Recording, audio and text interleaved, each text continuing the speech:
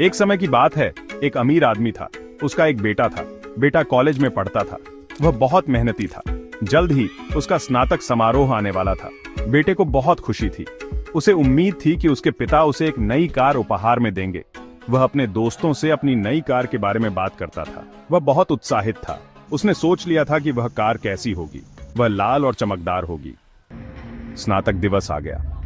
बेटा बहुत खुश था। उसने अपने पिता को गले लगाया। पिता ने उसे एक उपहार दिया। यह एक सुंदर चमड़े की बंधी हुई पत्रिका थी। बेटा बहुत निराश हुआ। उसे गुस्सा भी आया। उसने पत्रिका को एक तरफ फेंक दिया। वह अपने पिता से नाराज होकर चला गया। कई साल बीत गए। बेटा बड़ा हो गया। उसने कड़ी मेहनत की। वह खुद सफल हो गया। उसका अपना परिवार था। उसे अपने पिता की याद आई। एक दिन उसे पता चला कि उसके पिता बहुत बीमार हैं। वह तुरंत अपने पिता के पास गया, लेकिन तब तक देर हो चुकी थी। उसके पिता का देहांत हो चुका था। पिता ने अपनी सारी संपत्ति अपने बेटे के नाम कर दी थी। बेटे को अपने पिता के घर लौटना पड़ा। घर वापस बेटे को वह पत्रिका मिली जो उसके पिता ने उसे दी थी। उसने उसे खोला।